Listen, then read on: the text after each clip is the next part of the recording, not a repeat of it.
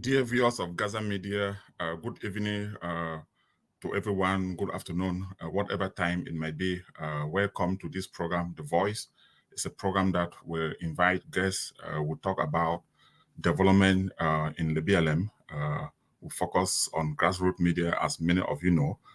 For those that are tuning in for the very first time, for those that do not know much about Gaza Media, please, you can subscribe to our YouTube channel, click the like button, share the link to your friends, to family, so that they can know exactly what has been happening in their community. I would like you right now to share the link to a wider audience so that people can turn in and listen to this very interesting program, The Voice. It's a new program that Gaza Media has just started, where we'll be discussing issues affecting the less privileged, giving people the opportunity to able to air their voice. As you know, Gaza Media is the voice of the voiceless. And in this evening or today's program, we will be bringing in one of the most outspoken journalist, a veteran journalist who is in the name of Mr. Agendia Aloysius. He practiced journalism for so many years, and he has become, like, sometimes he's known to be an activist because he shoot the bullet right at the point. Let me bring Mr. Agendia Julius Aloysius in here. Oh, Mr. Aloysius, good evening and welcome to Gaza Media. Thank you very much, Mr. Ennis. It's a pleasure for me to be here and share knowledge and ideas with your audience. And discuss about community development with you. Yes, you have been journalist for a very long time. At least you know the role of journalists. You know what journalists do, what media in general does. So we'll be focusing today mostly on the role of media in the rural area, in the grassroots area, like the BLM, the bank. So my first question will be, what is the role of media in grassroots community? Yeah, thank you so much again for that question. I was a journalist, but I'm no longer a journalist. But right now, I'm a licensed social worker, and as a social worker, you're kind of an activist because you work with people that are underprivileged, and so that kind of activism is still extremely important. And talking about the role of the media and community development, I want to first of all thank you for all the great work that you do, that Gaza Media is doing. And I think that your work is definitely not going unnoticed. So many people are seeing what you're doing and they appreciate what you do. And, I would say Gaza Media, first of all, has that role to create that awareness. It's important that Gaza Media creates that awareness. There's spread information about development programs, about government policies, what is happening, so that your listeners, people in the BLM, people in Lebanon, people in Cameroon in general, they can follow Gaza Media and know what is happening. They can, educate the community about, issues such as health, agriculture, sanitation, and education.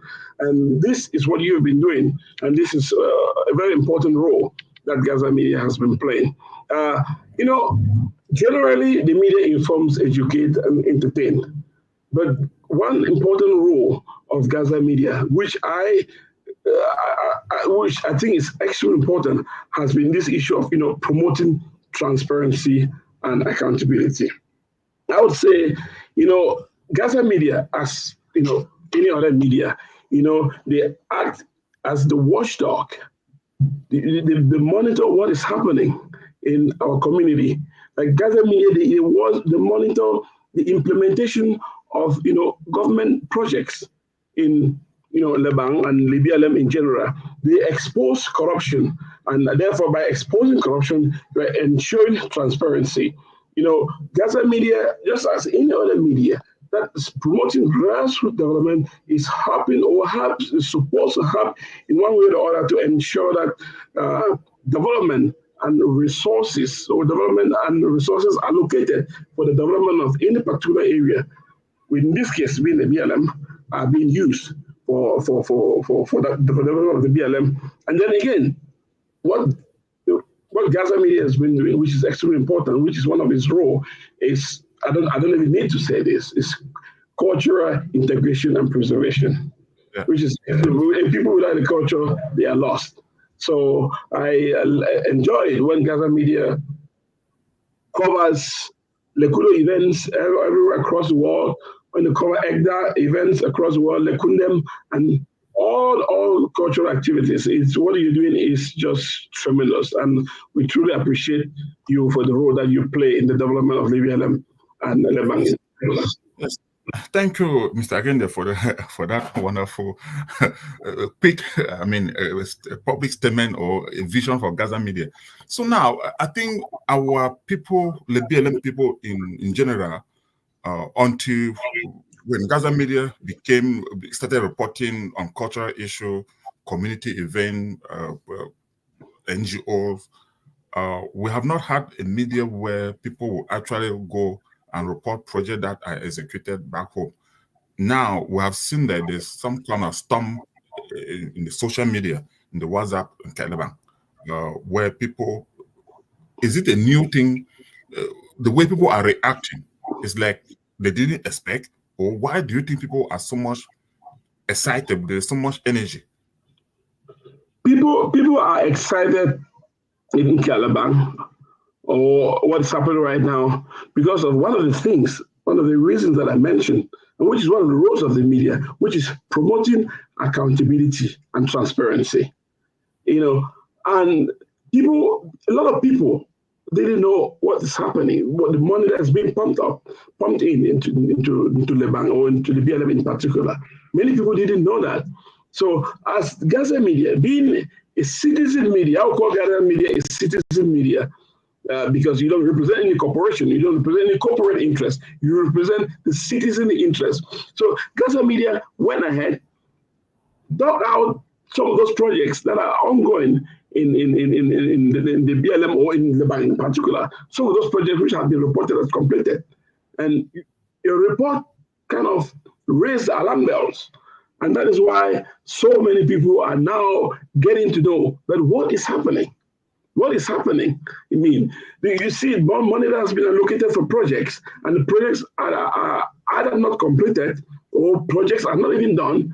And until Gaza Media exposes, and then the second one was people didn't know about that. We supply water to the town. I think it is in doing that role of promoting transparency and accountability that which Gaza Media is doing is fulfilling that role that has pushed so many people has pushed many people to begin asking questions. But what's going on? What can we do? What can we do to shine the light? And this light has come. It has to shine, and we have to go beyond talking into action. Thanks to Gaza Media. Yes, talking about action. Talking about action, you have advocated for maybe a legal organ or a legal expert to constitute a team where they will be able to follow up some of these projects or uncompleted projects, maybe take legal action, as we are saying. But the question I want to ask you is, the state that award most of this contract, they have state auditor, they have state evaluator that they come and evaluate the contract. If it is not complete, they will not pay, or they will know exactly what to do, follow the legal system. Well, what would be the private expert, legal practitioner doing? What you're saying is an ideal situation.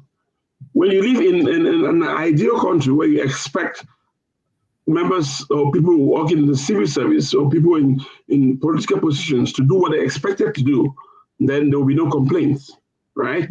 So because people don't do what they're expected to do, others have to push them, to hold them into account. So, and that is what we, the Leban people, have to do. They're gone away for so many years.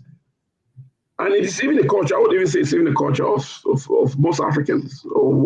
We talk and talk and talk and talk and talk and talk and talk and talk and talk. Create WhatsApp groups and talk and talk and talk, and nothing is done. So it is important that we have to go beyond talking. And believe me, before we engage into any legal legal confrontation with any of the supposed contractors. There are so many things that we can do before even getting there.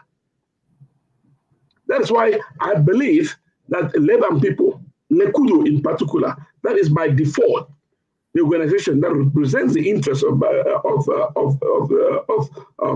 Leban people. They have to take action.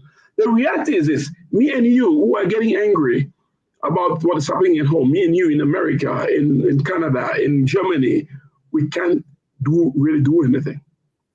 The beneficiaries, the people on the ground, those are the people that have the legal right, to file complaints.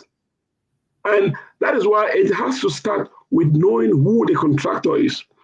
And that information should be in public domain. It's not something that should be hidden. The contractor, the office, the fiscal office, the telephone numbers.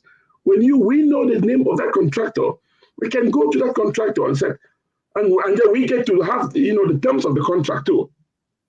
We go to the contractor. You are supposed to do this project as per the terms of this contract. You haven't done the project, or you did this project badly, and you yourself you can see. We have our own evidence. Our evidence could be pictures, could be videos, could be testimonies. We ask the contractor, please, you have to come and complete this job or do this job according to the requirements. Maybe they will give that contractor 1 week or 2 weeks or 3 weeks or 1 month, whatever. If that contractor doesn't do it, then you can do that. We can go to the next step. The next step is what? We have the CONAC, which is the anti-corruption body in Cameroon. We have the State Council. We can go to the State Council and file a complaint. We have the administrative court in Boya, and we can still go there and file a complaint. We have what they call, although it's a little bit of a political post, they call it the public conciliator or reconciliator or something like that in Boya, which is created recently. You can still go there and lodge a complaint. But what I want Leban people and Cameroonians in general to understand is that talking and talking and talking doesn't do anything. The court cannot take any action unless there's an official complaint about it. So that's what I'm saying, that we have to move away from talking to action. And that action doesn't only limit, it's not limited to legal action. We can write petitions. We can contact the bodies that I already mentioned. Yeah. Yes, Mr. Alois. I mean, yes, as good as it sounds to take action against, I mean, when you look at the amount of money pumped into the Minji Municipal Council or into the bank, we have seen some of the documents that were posted, millions, books upon copies of books. Where do you think people have kept their morals to say it will give a project, it will give a project that will cost maybe 50 million or what? We hear very huge some amount. But if you look at what is actually done on the ground, it's nowhere near. That is sad, because we are in an era where many people have lost their conscience. But why have people lost their conscience? And when you lose your conscience, when such impunity goes for so long, it becomes a culture. It becomes a habit. And a habit is something that you cannot do away. But why have they been doing it? They have been doing it because nobody has ever held them accountable. Okay. Nobody has ever held them accountable. And I think it is time to hold people accountable. And holding people accountable, as I said, doesn't end at the level of shouting on social media, at the level of shouting on WhatsApp. It involves taking concrete action. And what is concrete action? I don't want to repeat myself again.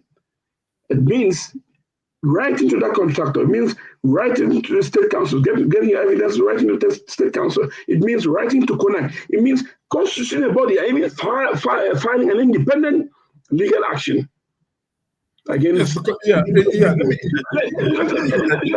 once that is done, believe me, there will be changes. There will be changes. Because if you go and say 500 million is given in area A, and then say 70 million is given to area B. In area A, has a lot of government funds, right? But in area A, there's no accountability. Out of that 500 million, A comes and takes 50, B comes and takes 100. This one person, at the end of the day, either little or nothing is done. And then in area B, they have just 70 million.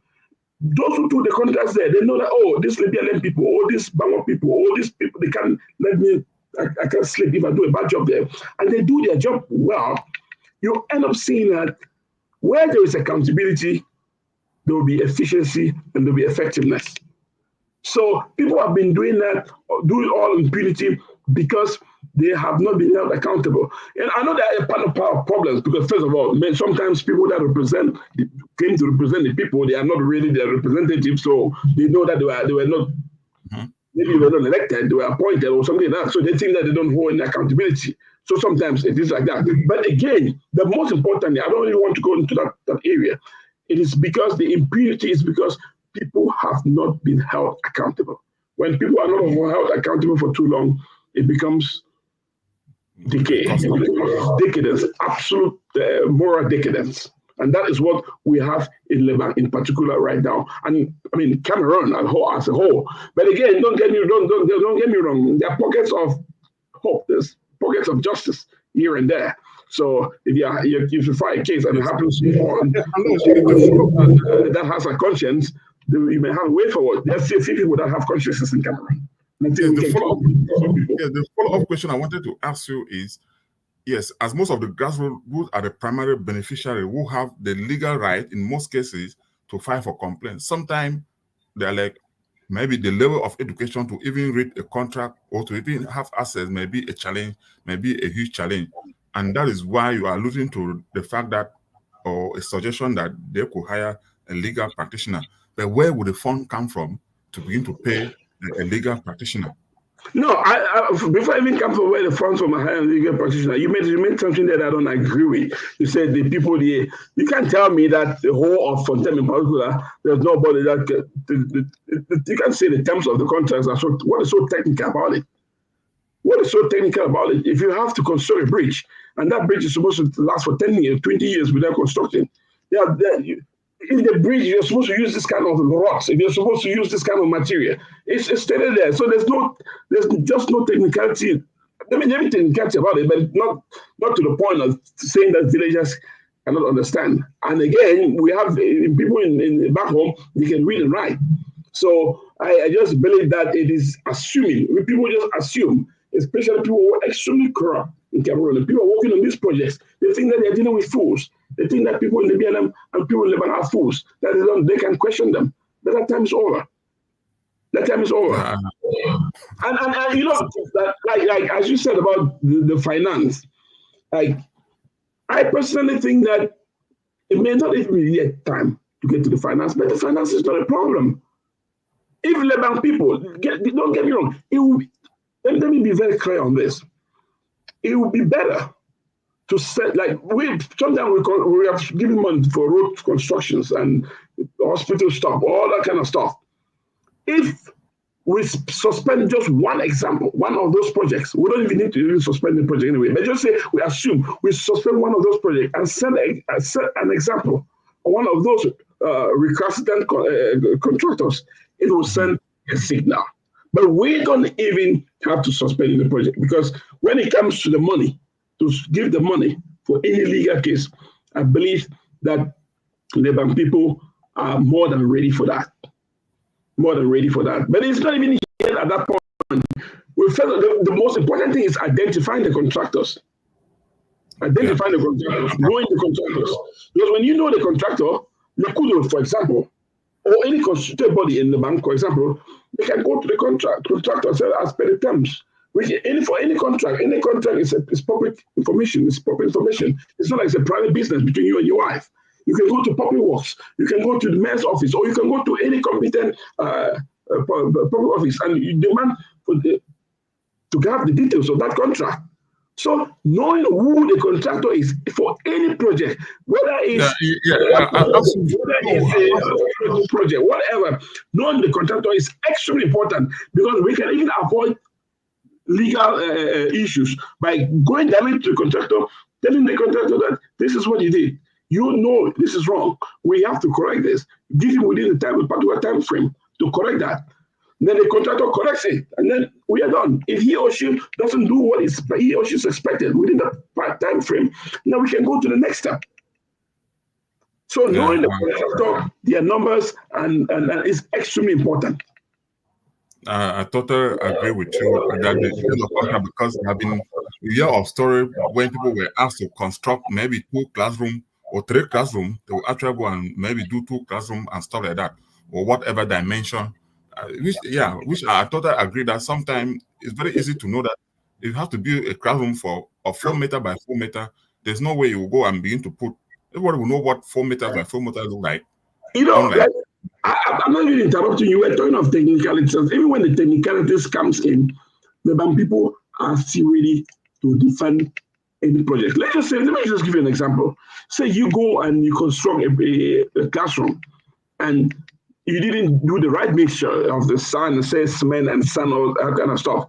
It has come to a point where we are ready to get our own forensic engineers to even go and get material to and maybe test it and be able to prove that, well, instead of putting 3 bags of cement, you put just 2 kilograms of cement, and that is why this building is collapsing. We are ready to do that if it comes to that level. And I think that the BAM people, there is no turning back.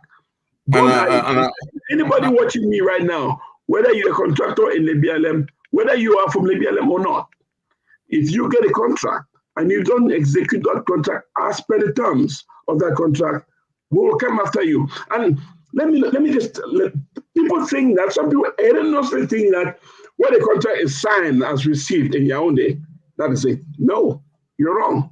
You may think that Cameroon is extremely corrupt, but there's still a few people out there in Cameroon who are ready to do something better.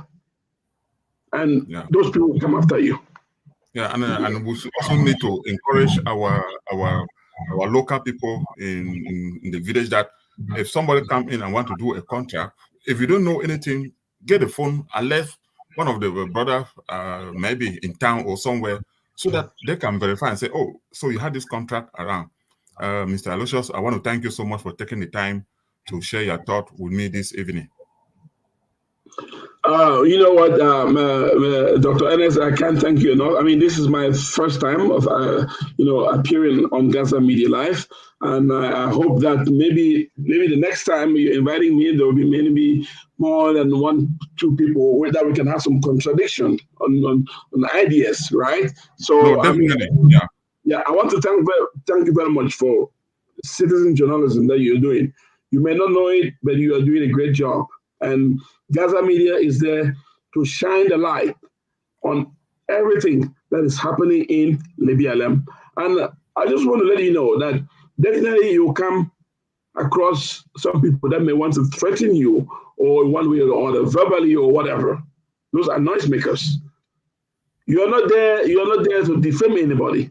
You are not there to tell lies. You are there to report, to educate, to entertain, and to inform people, to raise that awareness. And again, thank you so much for inviting me. And it's a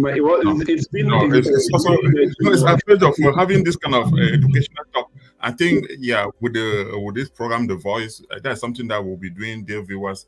We'll set up a calendar where we'll send out communique where people can come in and actually share ideas, educate the public, and what have you. So thank you again once more, and you have a wonderful weekend.